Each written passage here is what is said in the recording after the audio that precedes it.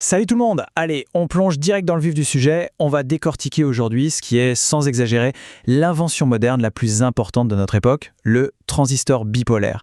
C'est quand même dingue de se dire que toute l'électronique qui nous entoure, de nos ordis à nos smartphones, repose entièrement sur ce minuscule petit composant. Donc on va faire un voyage assez incroyable ensemble, en partant son enveloppe extérieure, bien visible, pour descendre tout au fond, jusqu'à son cœur atomique. C'est parti. Mais bon, avant de parler d'atomes, posons-nous une question toute bête. Si on imagine une simple ampoule reliée à une pile, pour l'allumer ou l'éteindre, on doit appuyer manuellement sur un interrupteur, vrai? C'est bien beau, mais comment on fait pour passer de ce petit clic manuel à un circuit complètement automatisé? Un truc capable de prendre des décisions des milliers, voire des milliards de fois par seconde, sans qu'aucun humain n'intervienne. Eh bien, c'est là que notre fameux transistor entre en scène. C'est littéralement la solution d'automatisation ultime. Alors voilà comment on va s'y prendre. On va d'abord voir pourquoi le transistor est si vital, puis on regardera ses rôles d'interrupteur et d'amplificateur. On fera un petit détour par la réalité du sens du courant, avant de basculer dans le monde fascinant des semi-conducteurs pour finir en beauté avec la mécanique interne. On attaque tout de suite avec le premier point, l'importance de ce composant. Franchement, c'est toujours impressionnant de réaliser à quel point ces petites boîtes encapsulées sont les véritables chefs d'orchestre de toute notre électronique moderne. Et qui dit contrôle de l'électricité dit forcément énergie, et donc chaleur. Pour vous donner un ordre d'idée, un transistor de puissance qui est traversé par un tout petit courant de 1,2 A, eh bien ça chauffe dur. Sans un corps métallique ou un bon dissipateur pour le protéger, ça grimpe super vite à 45 degrés Celsius. Et ça, c'est juste avec un peu plus d'1 ampère. Plus le courant monte, plus c'est extrême. C'est d'ailleurs pour ça que nos gros équipements électroniques sont toujours bourrés d'énormes dissipateurs en aluminium. Si on regarde un transistor standard, vous savez, ce petit bout de résine noire, on voit 3 petites pattes qui dépassent. C'est l'émetteur, la base et le collecteur. En général, si on regarde le côté plat du composant, on a l'émetteur à gauche, la base au milieu et le collecteur à droite. Mais attention, ce n'est pas une loi universelle. Il faut vraiment toujours vérifier la fiche technique du fabricant, parce que chaque modèle a sa propre disposition et est conçu pour encaisser des tensions bien précises. Passons à ces deux rôles clés, interrupteur et amplificateur. Avant de sauter à pieds joints dans la physique quantique, il faut absolument qu'on visualise comment ça se comporte à notre échelle. Et pour ça, il y a une analogie absolument géniale, le tuyau d'eau. Imaginons que l'électricité ce soit de l'eau. On a un énorme tuyau principal où l'eau est bloquée net par un grand disque. Juste à côté, il y a un tout petit tuyau avec une lourde porte battante reliée à ce grand disque par une poulie. Si on envoie un petit filet d'eau dans le petit tuyau, la pression pousse la porte, la poulie tire le grand disque et paf! Une quantité massive d'eau déferle d'un coup dans le grand tuyau. C'est l'image parfaite pour comprendre comment une toute petite impulsion à l'entrée peut libérer une puissance colossale à la sortie. Tout comme notre lourde porte a besoin d'un minimum de pression pour bouger, la base de notre transistor, elle, ne réagit pas pour rien. Il lui faut un seuil de tension ultra précis. En général, on parle de 0,6 à 0,7 volts. En dessous de ça, il ne se passe absolument rien. Le circuit principal reste obstinément fermé. Mais à la seconde où on atteint ce petit seuil magique à la base, le transistor s'ouvre en grand et laisse tout le courant s'engouffrer. Ce mécanisme permet au transistor de faire bien plus que juste jouer à un interrupteur. Vu qu'une variation minuscule à la base crée une variation gigantesque dans le circuit principal, c'est en fait un redoutable amplificateur.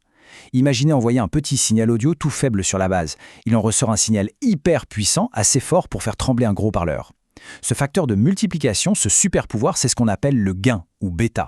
C'est vraiment la donnée star de toute fiche technique. Il faut savoir qu'il y a deux grandes familles dans ces mondes bipolaires, les NPN et les PNP. De l'extérieur, ce sont des jumeaux parfaits. Impossible de faire la différence sans lire la référence écrite dessus. Mais à l'intérieur, c'est le jour et la nuit. Dans un NPN, le petit courant de commande et le grand courant principal se mélangent à l'intérieur pour sortir ensemble par l'émetteur. Dans un PNP, c'est tout l'inverse. Le courant rentre par l'émetteur, puis se sépare en deux flux bien distincts avant de sortir. Bon, passons à un petit détail amusant, le sens du courant théorique contre réalité. Avant de sortir nos microscopes, on doit absolument s'arrêter sur une contradiction historique assez dingue en ingénierie. C'est une bizarrerie ultra connue dans le milieu. Quand on dessine des circuits, on utilise toujours le courant conventionnel. On fait comme si l'énergie circulait tranquillement du pôle positif vers le pôle négatif. D'ailleurs, tous les symboles en électronique sont basés sur cette idée. Mais physiquement parlant, c'est complètement faux. Le scientifique Joseph Thomson a bien prouvé que dans la réalité, les électrons voyagent dans la direction exactement opposée, du négatif vers le positif. Bref, on conçoit tous nos appareils sur une théorie alors qu'on sait très bien que la physique fait l'inverse. Allez, on enchaîne avec le monde des semi-conducteurs. On quitte notre échelle macroscopique et on plonge tête la première dans les règles de la mécanique quantique. Pour bien piger ça, regardons du côté des atomes. D'un côté, on a les bons vieux conducteurs, comme le cuivre. Leurs électrons externes chevauchent ce qu'on appelle la bande de conduction. Résultat, les électrons se baladent joyeusement et le courant passe sans souci. De l'autre côté, on a les isolants, comme le caoutchouc. Là, c'est bloqué. Les couches externes sont pleines à craquer et il y a un fossé infranchissable pour atteindre cette bande de conduction. Mais alors, qu'est-ce qui se trouve exactement au milieu ? Eh bien, c'est précisément là qu'intervient la magie des semi-conducteurs, comme le silicium. À l'état pur, le silicium est super sage. Il partage parfaitement ses électrons avec ses voisins, formant des groupes de 8 bien stables. Du coup, il se comporte presque comme un isolant. Sauf que l'ingéniosité humaine a trouvé une parade incroyable, le dopage. En gros, on vient injecter des impuretés très précises pour complètement saboter cette stabilité parfaite. Et la chimie derrière ça, elle est juste brillante. Regardez. Si on rajoute du phosphore, qui a 5 électrons externes, il va bien s'intégrer au silicium, mais il lui reste un électron sur les bras, un électron en trop qui ne se lie à rien. On se retrouve donc avec un matériau dopé de type N, rempli d'électrons libres, prêts à s'échapper. A l'inverse, si on utilise de l'aluminium, qui n'a que 3 électrons, il va carrément manquer un partenaire pour finir le groupe de 8. Ça crée un vide, une place libre qu'on appelle un trou. Et ça, c'est le dopage de type P. On arrive à notre dernière étape, la mécanique interne. C'est le moment d'assembler nos petites briques de silicium dopé pour enfin découvrir le véritable moteur caché du transistor. Alors, qu'est-ce qu'on trouve sous cette capsule de résine ? Exactement ce petit sandwich. Dans un transistor NPN, on a 2 belles couches épaisses de silicium de type N et juste au milieu une tranche de type P extrêmement fine. Les points de contact entre ces différentes couches, c'est ce qu'on appelle les jonctions PN. Et croyez-moi, ce sont elles qui dictent toutes les règles du jeu ici.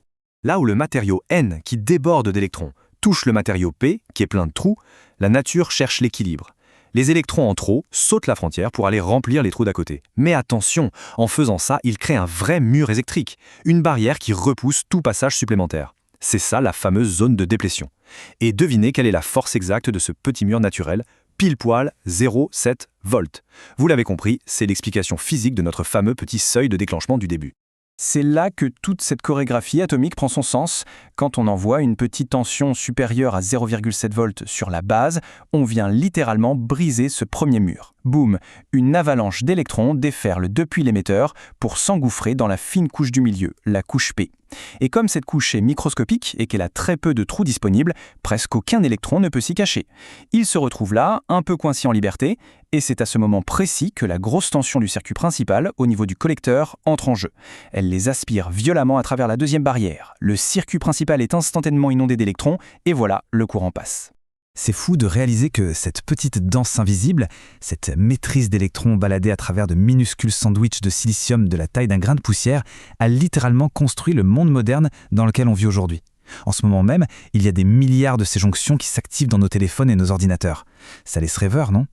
Si on a pu accomplir tout ça avec de simples petits électrons, quelles frontières incroyables allons-nous bien pouvoir repousser lors de la prochaine grande révolution quantique ? Sur cette petite réflexion, on s'arrête là pour aujourd'hui. Restez curieux et on se retrouve très vite pour explorer d'autres merveilles.